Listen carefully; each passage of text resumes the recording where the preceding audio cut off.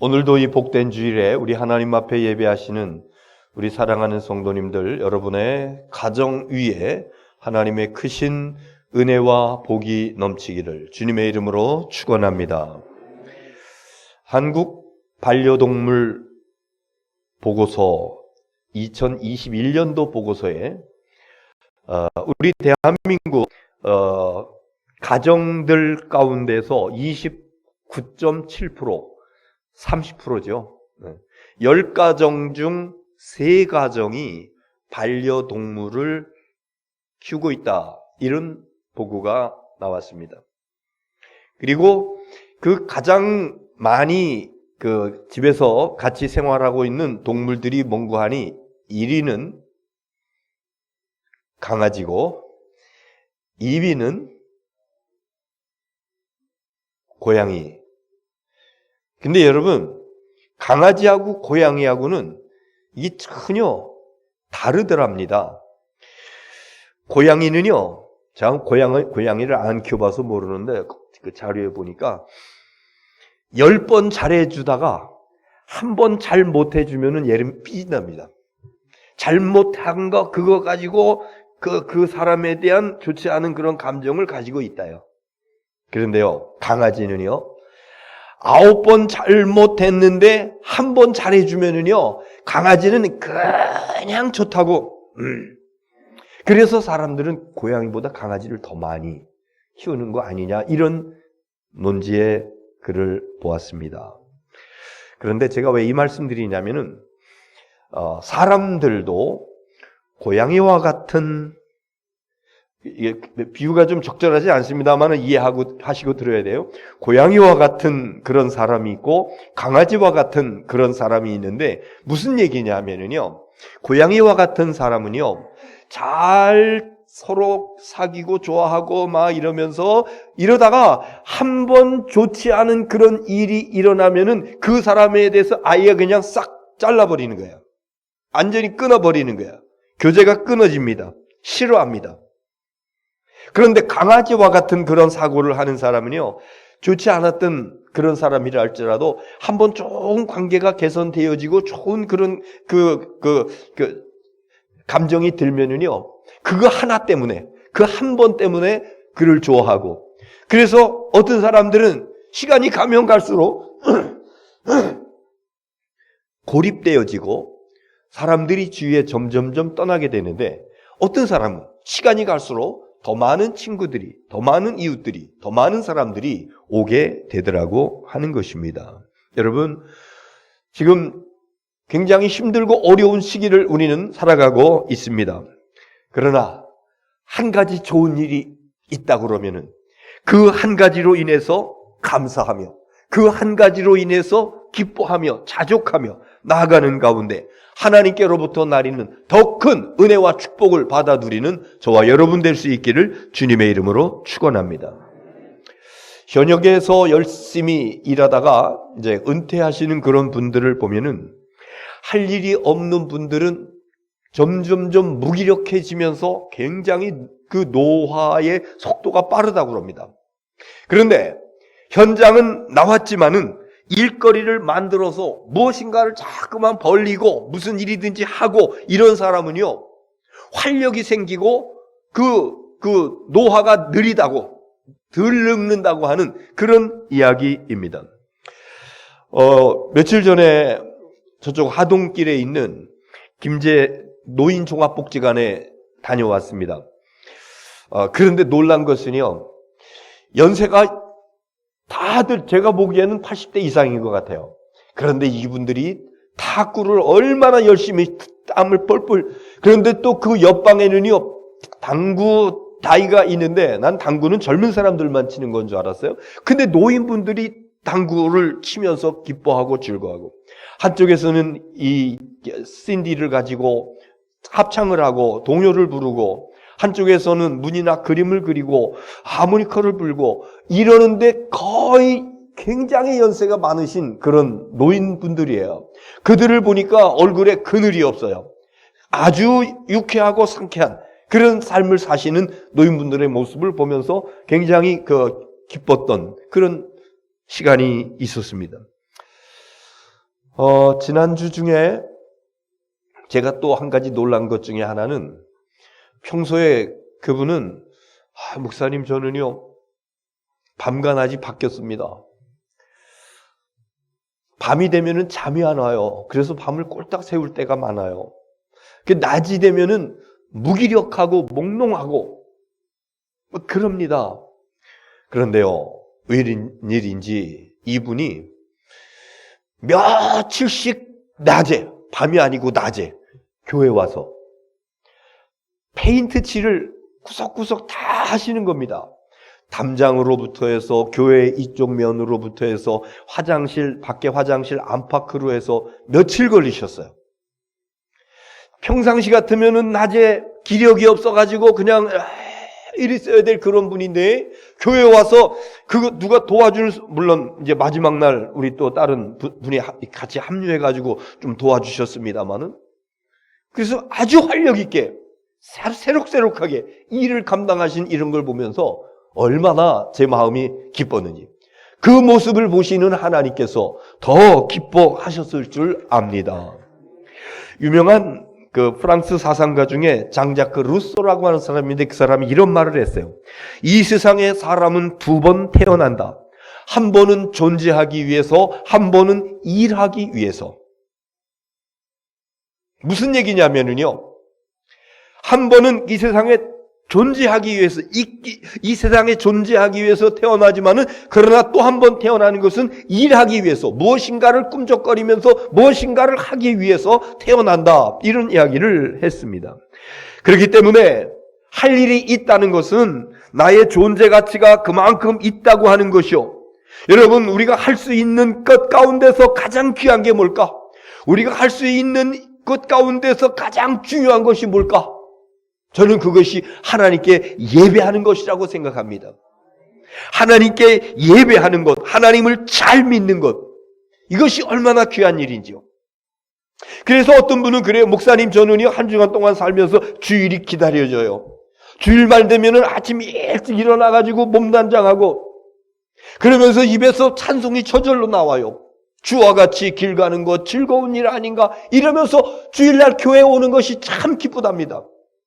여러분, 우리가 할 수 있는 것 가운데서 가장 귀하고 복된 것은 하나님을 잘 믿는 것이요, 하나님을 잘 믿는 것 가운데 가장 귀하고 복된 것은 주일 예배 드리는 것이니, 오늘 이 아침 주님 앞에 나와 예배하시는 여러분들이 가장 복된 자리에, 가장 귀한 자리에, 가장 은혜의 자리에 지금 나와 계신 줄 믿습니다. 어느 분은 이제 우리가 한 달에 한 번씩 교회 청소를 할 수 있도록 이제 그 순번이 짜여져 있는데, 그분을 보면은 매달 그 순서가 들어왔을 적에 굉장히 빠른 그런 몸노는 일도 아님에도 불구하고 실고 닦고 막 이러면서, 그래서 힘드시죠? 힘은 들지만 목사님 기뻐요. 교회 나와서 이렇게 내가 할 수 있는 일이 있다고 하는 게 즐겁습니다. 여러분, 이것이 하나님께서 기뻐하시는 것이고 하나님께 쓰임받는 것이고 우리 하나님 앞에 영광 돌리는 복된 일인 줄로 믿습니다. 세상 일을 하면서도 보람을 느끼고 힘을 얻어요. 그래서 우리가 할 수 있으면은 일에서 손 놓지 않는 게 좋습니다. 할 수 있으면. 세상 일을 하면서도 힘을 얻고 용기를 얻고 에너지를 공급을 받습니다. 그러나 더 중요한 것은 하나님 나라의 일, 하나님의 몸된 교회의 일을 하면서 더욱 보람있고 힘을 얻고 하나님 앞에 끝까지 귀하게 쓰임받는 저와 여러분 될 수 있기를 주님의 이름으로 축원합니다. 오늘 성서일과 구약에 있는 말씀 보면은요, 어떤 사람은 버림받는 사람이 나오고 어떤 사람은 택함받는 사람이 나옵니다. 어떤 사람은 잘 멋있게 출발을 했는데, 그런데 얼마 안 있다가 내가 그를 버렸노라. 내가 그를 버렸노라. 어떤 사람은 그 다음 하나님께서 쓰이는 사람을 뽑게 될 적에 내가 그를 택했노라. 여러 사람을 다 통과하고 난 다음에 마지막에 그 한 사람을 향해서 내가 택한 그로라, 이렇게 택함받는 사람이 있습니다. 우리 한번 본문 보겠습니다. 사무엘상 16장 1절 시작. 여호와께서 사무엘에게 이르시되 내가 이미 사울을 버려 이스라엘 왕이 되지 못하게 하였거늘 내가 그를 위하여 언제까지 슬퍼하겠느냐. 너는 뿔에 기름을 채워가지고 가라. 내가 너를 베들레헴 사람 이새에게로 보내리니 이는 내가 그의 아들 중에서 한 왕을 보았느니라 하시니라. 아멘. 버림받는 사람이 나오죠. 내가 이미 누구를 버려? 사울을 버렸다. 버림받는 사람 사울입니다. 사무엘 선지가 이스라엘의 그 사사로 있을 그때의 마지막 사사지요. 이 백성들이 우리도 다른 나라처럼 왕을 세워주시오. 왕의 강력한 통치가 있어야 나라가 더욱더 강성할 것 같습니다. 마음이 원치 않았지만 하나님께서 저희들이 달라는 대로 해라. 그래서 왕을 뽑아요. 12지파에서 1000명씩 대표자들을 미스바로 모이게 하고 거기서 이제 제비를 뽑는데 베냐민 지파가 뽑혔어요. 또 베냐민 지파 가운데서 가문을 뽑고 일하면서 들어갔는데 나중에 기스라고 하는 사람의 아들 사울이 제비 뽑기에서 왕으로 뽑혔습니다. 그래서 그 사울에게 기름을 부어서 왕으로 세우니까 이 백성들이 얼마나 기뻐하는지 사울왕 만세, 사울왕 만세 이러면서 기뻐하고 즐거워했습니다. 이 사울은요, 사무엘상 9장 2절에 보니까 이런 말씀이 있어요. 사무엘상 9장 2절 시작. 기스에게 아들이 있으니 그의 이름은 사울이요 준수한 소년이라.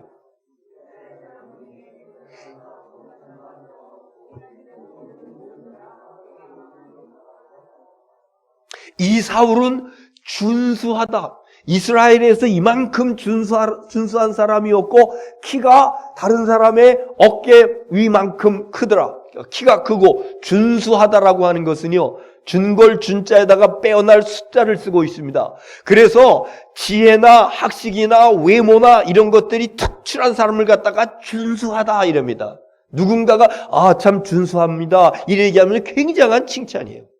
이 사울은 준수하고 키가 다른 사람들 어깨보다 더 올라가는 그런 아주 훤칠한 그런 사람이었습니다. 그러니까 백성들이 그를 보면서 아주 즐거워하면서 만세 만세 불렀던 거죠. 그런데 여러분, 좀 오래 갔으면 좋겠는데 얼마 못 가서 사달이 납니다. 블레셋 사람들이 군대를 이끌고 성경에서는 모래알같이 몰려왔다 그랬어요. 그러니까 전쟁이 나니까 사울 왕이 다급해졌어요. 선지자를 부르는 겁니다. 지금 이러이러 위급 상황이니까 와서 하나님 앞에 예배를 좀 드려주시오. 그런데 웬일인지 오지를 않아요. 아니 시간이 걸려요. 그런데 이 백성들은요 두려워 떨면서 하나 둘 군대를 이탈하고 백성들로 도망가고. 그러니까 사울이요, 야 제물 가져와. 하나님 앞에 번제 화목제 드릴 제물 가져와. 제사 장만이 제사를 집례할 수 있는데 왕이 자기가 제사를 집례합니다. 나중에 그거에 대한 어떤 결과가 나타나는지 한번 보세요. 사무엘상 13장 12절 시작. 이에 내가 이르기를 블레셋 사람들이 나를 치러 길갈로 내려오겠거늘 내가 여호와께 은혜를 간구하지 못하였다 하고 부득이하여 번제를 드렸나이다 하니라. 그 다음 절 시작. 사무엘이 사울에게 이르되 왕이 망령되이 행하였도다. 왕의 하나님 여호와께서 왕에게 내리신 명령을 지키지 아니하였도다. 그리하였더라면 여호와께서 이스라엘 위에 왕의 자리를 영원히 세우셨을 것이고. 그 다음 절 14절 시작. 지금은 왕의 나라가 길지 못할 것이라. 여호와께서 왕에게 명령하신 바를 왕이 지키지 아니하였으므로 여호와께서 그의 마음에 맞는 사람을 구하여 여호와께서 그를 그의 백성의 지도자를 삼으셨느니라 하고. 네, 12절에 있는 말씀 보면은요, 13절에 있는 말씀 보면은요, 왕이 망령되이 행하였도다. 망령이라는 단어 우리 가끔 사용하긴 합니다. 망령 들었어? 정신이 빠졌다고 하는 얘기예요. 올바른 정신이 있는 것이 아니라 잃어버리고 옳지 못한 그런 행태를 보인 것을 왕이 망령되이 행하였도다. 그래서 당신의 왕위가 오래지 않을 것이다. 그럽니다. 결국은 그래서 하나님은 이 사울을 버립니다. 사무엘상 또 하나 이제 블레셋과의 전쟁이었는데 그 다음엔 아말렉과의 전쟁이 벌어져요. 아말렉의 전쟁이 벌어지니까 하나님께서 사무엘을 통해 가지고 아말렉을 진멸하라 그래요. 진멸이라고 하는 것은요, 다할 진짜야 멸할 멸자입니다. 다 죽이는 겁니다. 모두 죽이는 겁니다. 이것이 진멸이에요. 하나님께서 아말렉을 너희 손에 붙였으니까 진멸하라.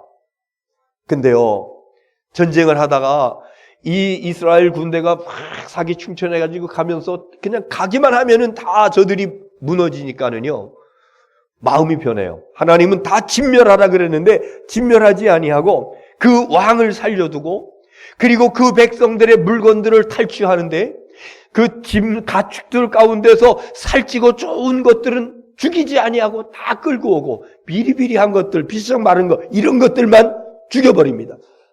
사무엘이 왕의 집에 왔을 적에 뒤에서 우리에서 소의 울음소리가 염소의 울음소리가 들려요. 왕이요, 이게 뭡니까? 다 진멸하라고 그러지 아니했습니까? 그러니까 왕이 변명을 합니다. 이거 너무 토실토실하고 살도 찌고 그래서 하나님께 제사 지내려고 가지고 온 거라고 변명을 하고 있는 거예요. 하나님께서 여기에 대해서 말씀하십니다. 사무엘상 15장 11절에 있는 말씀. 11절 시작. 내가 사울을 왕으로 세운 것을 후회하노니 그가 돌이켜서 나를 따르지 아니하며 내 사무엘이 근심하여 온 밤을 여호와께 부르짖으니라. 아멘. 하나님께서 사울 왕 세운 것을 후회하신답니다. 하나님의 말씀에 불순종하는 그 왕을 세운 것을 하나님께서 얼마나 이거 내가 잘못했구나. 그리고요, 그 다음 절에 있는 말씀 보면은 사울 왕은 어떤 행태를 하는 거 아니? 12절에 보겠습니다. 시작. 사무엘이 사울을 만나려고 아침에 일찍이 일어났더니 어떤 사람이 사무엘에게 말하여 이르되 사울이 갈멜에 이르러 자기를 위하여 기념비를 세우고. 여러분, 기념비라고 하는 것은요, 자기가 자기 기념비 세우는 거 아닙니다. 기념비는요, 후대들이 그의 공적을 기리면서 그러면서 기념비를 세우는 거예요. 그런데 이 사울이 얼마나 교만했으면은 자기의 기념비를 세워 이것을 사무엘에게 이야기합니다. 하나님께서는요, 이것이 얼마나 못마땅한 그런 모습인지. 그래서 사무엘상 15장 22절 23절 같이 보겠습니다. 시작. 사무엘이 이르되 여호와께서 번제와 다른 제사를 그의 목소리를 청종하는 것을 좋아하심같이 좋아하시겠나이까? 순종이 지사보다 낫고 듣는 것이 수양의 기름보다 나으니 순종이 제사보다 낫고 아무리 제사 많이 봐도 하나님 앞에 순종하는 것이 없으면, 하나님의 말씀대로 순종하는 것이 없으면 그 제사 허당이다. 그 제사 아무것도 아니다. 그 다음 절 보세요. 23절 시작. 이는 점치는 죄와 같고 우상에게 절하는 죄와 같음이라. 왕이 여호와의 말씀을 버렸으므로 여호와께서 왕을 버려 왕이 되지 못하게 하였느니라. 아멘. 예.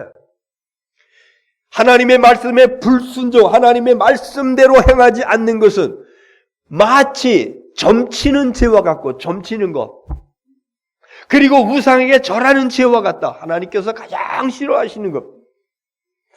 그래서 우리는 나는 점치지 않습니다. 나는 우상 숭배하지 않습니다. 그런데 오늘 이 말씀에 의할 것 같으면은 하나님의 분부의 말씀대로 살지 못한다라고 그러면은 그것은 바로 점치는 것과 같고 우상 숭배하는 것 같다고 이렇게 말씀하고 있습니다. 결국은 이것으로 인해서 사울은 하나님께 버림을 받습니다.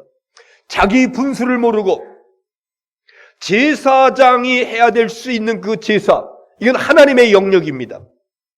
그것을 자기 마음대로 자기 뜻대로 집리했다가 또 하나님께서 명령하신 하나님의 말씀 그거 무시합니다. 하나님 무시합니다. 하나님은 그런 왕을 버려두지 않습니다. 그래서 사울 왕을 버리셨다고. 그러니까요, 사무엘 선지자가 너무 슬픈 겁니다. 하나님께서 시켜가지고 많은 사람들 가운데서 사울을 뽑아서 자기가 기름 부어 왕으로 세웠는데 얼마 가지 못해가지고 이 사울 왕을 하나님께서 패하신다고 그러니까 얼마나 안타깝고 얼마나 마음이 아픈지. 그래서 슬퍼 울며 있는 그 사무엘에게 하나님께서 찾아오십니다. 자, 16장 1절 오늘 본문이죠. 시작.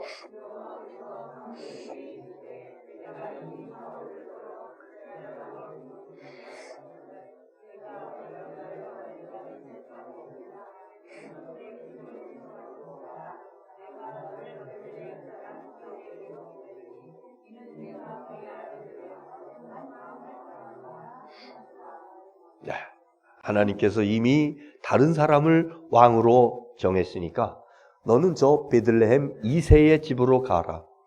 뿔병에다가 기름을 넣고, 요즘처럼 이런 병이 있는 시대가 아니기 때문에 소나 양이나 이거 뿔을 갖다가 가공을 해가지고 거기다가 기름을 넣고 뚜껑을 이렇게 해서 뿔 기름병에다가 기름을 넣고 베들레헴 이새의 집으로 가라. 거기서 하나님 앞에 예배한다고. 그리고 내가 지정하는 사람에게 기름을 부어서 왕으로 세우라. 이런 이야기를 합니다. 그래서 그곳에 가서 예배를 드리고 그 동네에 그 귀한 사람들을 불러 다 초청하고 그리고 예배를 합니다. 제사를 합니다. 그런 다음에 이새의 아들들 가운데서 큰 아들 엘리압이라고 하는 아들을 쫙 앞으로 보내니까 얼마나 이 기골이 장대하고 얼마나 아주 그 귀한 그런 모습을 하고 있는지 사무엘이 이 사람이로구나. 하나님께서 이 사람에게 왕의 기름을 부으라고 말씀하시는구나. 그러면서 기름 그 뿔병 뚜껑을 주섬주섬 열면서 기름을 부으려고 하는데 하나님께서 야! 그거 아니야. 절대로 사람의 용모와 키를 보지 마. 그러면서 하시는 말씀이 16장 7절에 이런 말씀하고 있잖아요. 자, 보겠습니다. 16장 7절 시작. 여호와께서 사무엘에게 이르시되 그의 용모와 키를 보지 말라. 내가 이미 그를 버렸노라. 내가 보는 것은 같지 아니하니 사람은 외모를 보거니와 나 여호와는 중심을 보시느니라. 사람은 외모를 보거니와 죄송합니다. 잠깐.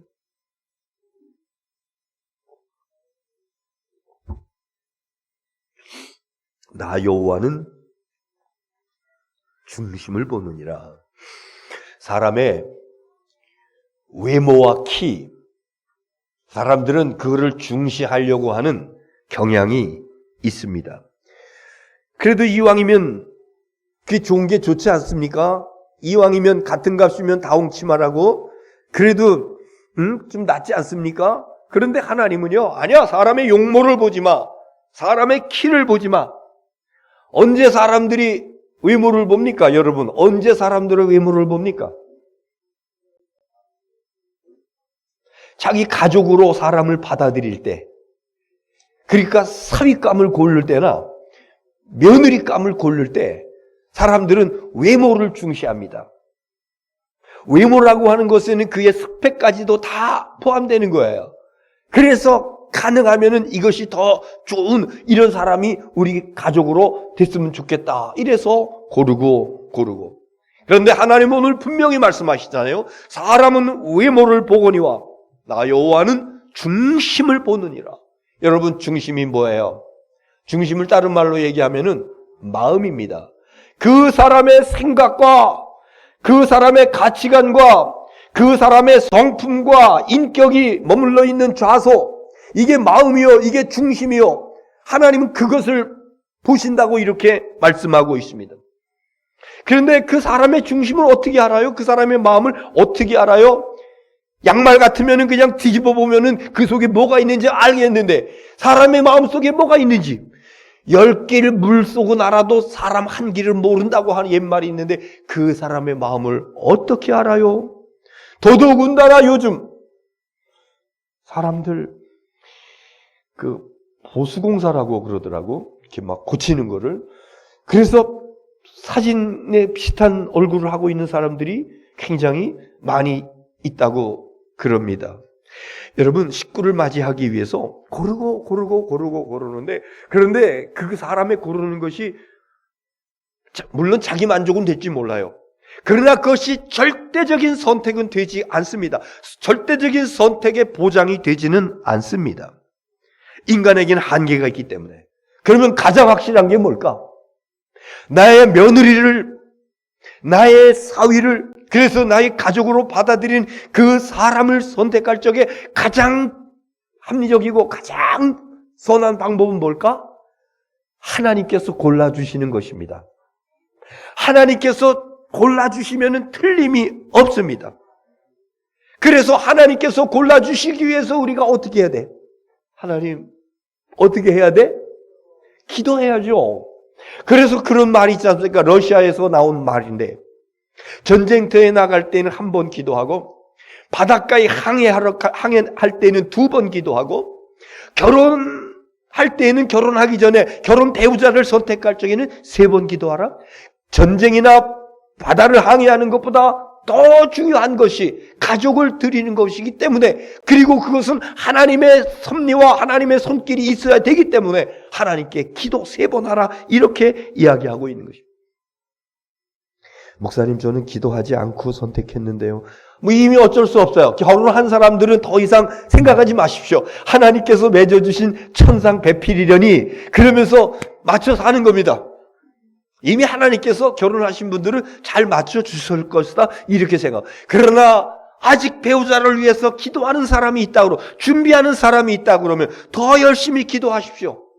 더 힘써 기도하십시오. 여러분, 우리 교회에서 이번에 달력을 나눠드릴 때 2가지 달력을 젊은 세대들에게는 이렇게 좀 작고, 그리고 명화가 있는 그런 그 달력을, 그리고 이제 시력이 좀 이렇게 떨어지시는 분들에게는 굉장히 큰 글자 달력을. 그런데 그 큰 글자 달력에도 매월 그 위에다가 이렇게 어떤 타이틀을 기록을 합니다. 이번 3월 달에 큰 글자 달력에 어떤 글귀가 있는지 아시는 분이 있습니까? 모르게? 어이구야. 그걸 어떻게 기억하셔? 할렐루야입니다. 저는 날짜만 보지 그 위에 있는 것은 보지 않았나 이런 생각을 해봤는데, 정확하게 정신 차리고 기도하자. 3월 달에는 정신 차리고 기도할 때입니다. 옆에 계신 분들하고 한번 정신 차리고 기도합시다. 이번에 앞뒤 사람들끼리 정신 똑바로 차리고 기도합시다. 똑바로 차리고 기도. 할렐루야. 네. 정신 차리고 기도할 때입니다. 무엇을 위해서? 여러분의 가정의 대소사들을 위해서, 특별히 누구를 집으로 맞아들일 수 있는 그런 기회가 된다라 그러면은 사람이 고르는 것이 얼마나 한계가 있는지, 내가 그 사람의 마음을, 그 속을 어떻게 알아? 그러니까 하나님께 맡기고 정신 차리고 기도해서 하나님, 우리 하나님께서 가장 적합한 사람을 적당한 방법으로 적당한 때에 허락해 주실 줄로 믿습니다. 그래서 엘리압이라고 하는 그 큰 사람 아니다, 둘째 셋째 다 이래 보내는데 없는 거예요. 아들이 이것뿐이요? 아니, 한 명 더 있는데 얘는 저 들판에서 양을 지키고 있습니다. 그 얘기 이면에 뭐가 있냐면요, 걔는 볼 필요도 없어요. 걔는요 아주 왜소하고요, 아직 어리고요, 뭐 이래. 그러나 사무엘 선지자는 아니야, 그를 데려오시오. 그를 데려오기 전은 내가 식사하지 않겠습니다. 그래서 들판에서 꾀죄죄하게 땀 흘리고 떼국물이 흐르고 있는 그를 갖다가, 말째를 갖다가 데리고 오니까 하나님께서 이가 그로다.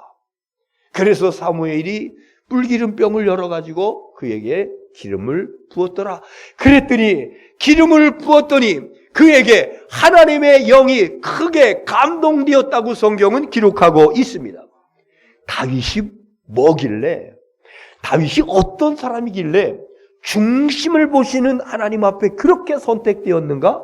다윗은 첫째는요, 믿음의 사람이었습니다.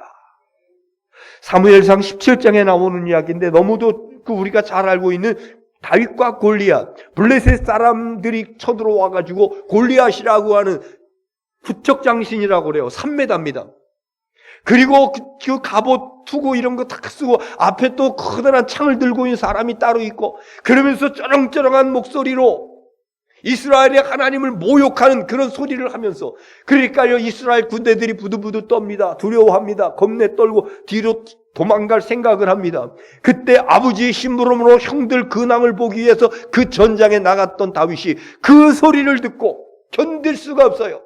그래서 왕 앞에 나가서 얘기합니다. 여호와여, 내가 사자 발톱에서 양을 건져냈고 곰의 발톱에서 양을 건져냈습니다. 하나님께서 도와주셨습니다. 지금 여기서도 하나님께서 나를 좋아서 저를 물리칠 줄 믿습니다. 나를 보내주세요. 그래서 다윗이 나가지 않습니까?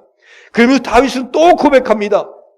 너는 칼과 창으로 내게 나오거니와 나는 만군의 여호와의 이름으로 내게 가노라. 하나님의 이름으로 내게 가노라. 그러면서 준비했던 그 물맷돌을 힘차게 던지니까 그 골리앗의 이마에 정확하게 맞고 비틀비틀 쓰러져서 이스라엘이 승리하게 되고 하나님 앞에 영광 돌리게 된 줄 믿습니다. 여러분, 믿음의 사람은 하나님을 봐요. 그러나 믿음이 약한 사람은 문제를 봅니다. 문제를 보니까 걱정이 생기는 거예요. 염려가 생기는 거야. 그러나 믿음의 사람은 문제를 보지 아니하고 나를 인도하시고 나를 도와주시는 아버지 하나님을 봅니다. 다윗은 그 믿음이 있었어요. 하나님이 나를 도와주신다. 하나님이 나를 이기게 하신다. 하나님이 나를 승리하게 하신다. 하나님을 이 위경 가운데서 나를 결코 버리지 아니하고 우리 하나님께서 들어쓰실 것이다. 이것이 다윗의 믿음이었으니 이 믿음이 오늘 우리의 저와 여러분의 믿음이 될 수 있기를 주의 이름으로 축원합니다. 자, 하나님은 외모를 보지 않고 중심을 보신다고 그랬는데, 사람의 중심에 그 마음속에 살아계신 하나님을 믿는 믿음, 어떤 환경에서도 두려워하지 아니하고 낙심하지 아니하고 절망하지 않는 믿음, 이 믿음의 사람을 하나님께서 택해 쓰신다.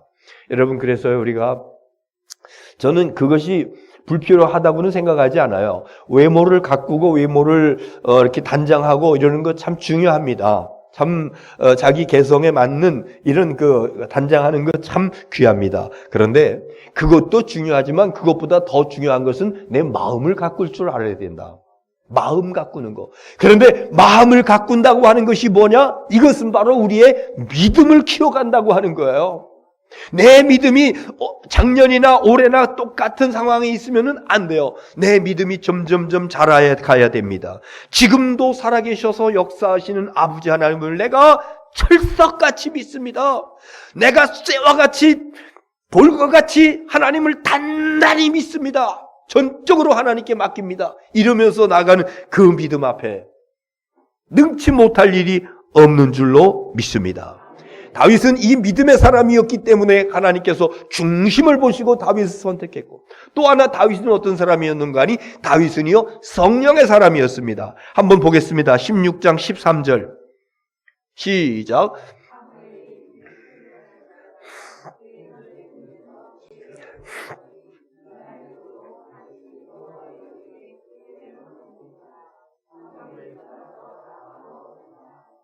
다윗이 여호와의 영에 크게 감동되니라. 여호와의 영, 하나님의 영, 거룩한 영, 이게 뭡니까? 성령. 다윗은 성령으로 충만한 사람이었습니다. 하나님을 향한 절대적인 신뢰하는 믿음이 있었을 뿐만 아니라 하나님의 영이, 성령이 그에게 충만하게 임함으로 인해서 성령 충만한 사람이었다. 여러분, 성령 충만했던 사람이 성령이 역사하지 않으면요 어떤 결과가 나타나는지 아세요? 사울의 모습 가운데서 볼 수 있습니다. 자, 사무엘상 16장 14절 시작. 여호와의 영이 사울에게서 떠나고 여호와께서 부리시는 악령이 그를 번뇌하게 한지라. 사울에게도 하나님의 영이 있었어요. 그러나 하나님의 영이 떠났답니다. 하나님께서 버리시니까 하나님의 영이 떠났어요. 그런데 하나님의 영이 떠나는 것은 끝난 것이 아니라 악령이 그 속에 들어갔다고요. 악령이 그 속에 들어가니까는 뭐가 심하다고? 번뇌가. 여러분 살아가시면서 걱정 안 할 수는 없어요. 그러나 번뇌라고 하는 것은요, 걱정을 지나치는 거예요. 아주 고민하고 그 문제 때문에 밤낮도 잃어버리고 그 문제 때문에 잠도 자지 못하고, 이게 번뇌입니다. 여러분 혹여 우리 가운데 그런 번뇌가 있다라고 그러면은 나에게서 하나님의 영이 떠나진 않았나? 하나님의 영이 떠나니까 악령이 들어오진 아니했나? 사울에게는 이런 현상이 나타나면서 번뇌하게 됐다고 이렇게 말씀하고 있습니다. 그러나 하나님의 영에 감동된 사람 다윗은요, 어떤 현상이 일어납니까? 16장 23절 보세요. 시작. 하나님께서 부리시는 악령이 사울에게 이를 때에 다윗이 수금을 들고 와서 손으로 탄즉 상쾌하게 낫고 악령이 그에게서 떠나가니라. 사울은 하나님의 영이 떠나가니까 악령이 들어와서 번뇌하게 되는데, 그런데 다윗이 그 앞에 와서 수금으로 연주를 하는데 그 연주가 뭐냐면 찬양이에요. 이 어린 목동 생활할 때서부터 다윗은 들판에서 양들은 풀뜯게 하고 그리고 수금을 뜯으면서 하나님을 찬양하면서 지금까지 살아왔어요. 그의 입술에 찬양, 고백 이런 것들이 시편 150편에 거의 다 들어있는 것이 그때 만들어진 찬양, 물론 그 이유도 많이 있습니다만. 그런데 이렇게 믿음의 사람이, 하나님을 철석까지 믿는 믿음의 사람이, 하나님의 영에 감동된 사람이 그 앞으로 하나님 앞에 찬양하면서 영광을 돌리니까 사울에게 있었던 악령이 떠나니라 그랬습니다. 여러분, 믿음의 사람의 찬양과 기도가 이런 능력의 역사가 나타나게 되는 줄 믿습니다. 믿는 자들에게 이런 표적이 따르리니 귀신이 떠나갈 것이라고 오늘 새벽기도 시간에 나눴던 그런 말씀입니다. 그래서 우리는요, 세상의 문제 가지고 걱정할 필요 없어요. 염려할 필요 없어요. 악한 영이 역사한다 그래서 두려워할 필요 없습니다. 문제는 내게 믿음이 있느냐, 다윗과 같이 하나님을 철석같이 믿는 믿음이 있느냐, 그리고 하나님의 영이 그 가운데 충만하게 나타나게 될 적에 이 사람이 기도하고 찬송할 적에 악한 영은 떠나가게 될 줄로 믿습니다. 자, 다윗은요 이런 모습을 가지고 살았습니다마는, 그러나 이제 왕 위에 올라가지고 많은 일들을 하다가 어느 순간 또 나락으로 떨어지는 일이 생겨요. 한번 보겠습니다. 시편 51편 11절 시작.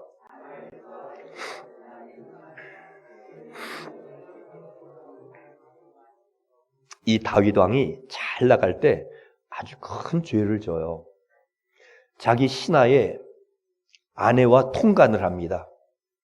그리고 그것을 감추기 위해서 그를 전쟁의 최전방으로 보내면서 그를 죽입니다. 간접 살인입니다. 나단 선지자가 다윗 왕에게, 이 사실을 하나님께로 지시받은 나단 선지자가 다윗 왕에게 와가지고 당신이 바로 그 사람입니다. 그러니까요, 다윗이 무릎을 꿇고, 왕이 어디 감히 왕 앞에 와서 너 죽고 싶어? 이러면서 호통칠 수 있는 건데요, 다윗 왕은 그렇지 않습니다. 그 앞에 무릎 꿇습니다. 그리고 하나님, 제가 잘못했습니다. 하나님, 제가 잘못했습니다. 그러면서 고백한 것이 오늘 시편 51편의 내용이 그때 기록한 기록한 것인데요, 여기서 11절에 나를 주 앞에서 쫓아내지 마시고 주의 성령을 내게서 거두지 마소서. 주의 성령을 내게서 거두지 마소서. 과거의 사울의 모습을 보니까 하나님의 영이 떠나가니까 그 사울의 삶이 어땠는지, 악령이 들어와가지고 사람을 시기하고 미워하고 죽이려고 하고 여기저기 끌고 다니고 반미친 야류하는 사람이라고 이렇게 얘기하고 있으면 그냥 한밤중에 큰 소리 치면서 평상시 사람이 아니더라고요. 하나님의 영이 떠나니까 이런 거로구나, 악령이 들어오니까 이런 거로구나, 그러면서 그것이 떠오르면서 하나님의 영을 내게서 거두어가지 마옵소서, 그러면서 탄식하며 하나님 앞에 기도하고 있는 것입니다. 여러분, 성령을 거둬가시면 끝장이에요. 오늘 말씀 다 드렸어요. 사람은 외모를 봅니다. 외모도 중요하지만 그러나 하나님께서는 마음을 보시느니라, 중심을 보시느니라. 중심이 뭐냐면은 하나님을 믿는 믿음이라 그랬어요. 하나님을 믿는 믿음이 얼마나 그 단단한 믿음인지, 얼마나 변치 않는 믿음인지, 조그만 시련이 왔다고, 어려움이 왔다고 휙휙 돌아서 버리는 그런 믿음이 아니라 어떤 불시험 앞에서도 굽히지 아니하고 끝까지 나아가는 그런 강력한 믿음, 흔들리지 않는 믿음. 여러분, 다윗에게 있었던 이 믿음이 저와 여러분의 믿음이 될 수 있기를 주의 이름으로 축원합니다. 다윗은 또 한 가지 성령의 사람이라 그랬죠. 하나님의 영이 떠나면 악령이 역사할 수밖에 없는데, 악령이 역사하니까 번뇌하게 되고 시기하고 질투하고 살인하고 죄를 떡 먹듯이 지으면서도 죄인 줄 알지 못하면서 살아가는, 인간 같지 않은 삶을 살면서도 그것을 알지 못하는 이러한 그 모습. 그렇지만 다윗도 인간이기에 죄를 지었어요. 씻을 수 없는 아주 중한 죄를 지었어요. 그러나 곧 회개하고 하나님께 기도합니다. 하나님, 잘못했습니다. 성령을 나에게서 거두어 가지 마옵소서. 성령을 내게서 거두어 가지 마옵소서. 하나님 앞에 간절히 기도하고, 그래서 다윗은 성공적인 인생을, 가장 인정받고 칭찬받는 그런 왕으로 세움받게 된 것입니다. 하나님의 영, 성령께서 여러분에게 크게 감동하여 주셔서 주님의 일을 하면서 기쁘고 사명을 감당하면서 즐겁고, 그래서 택함받은 다윗과 같은 놀라운 은혜와 축복을 받아 누리는 저와 여러분 될 수 있기를 주님의 이름으로 축원합니다. 기도하겠습니다.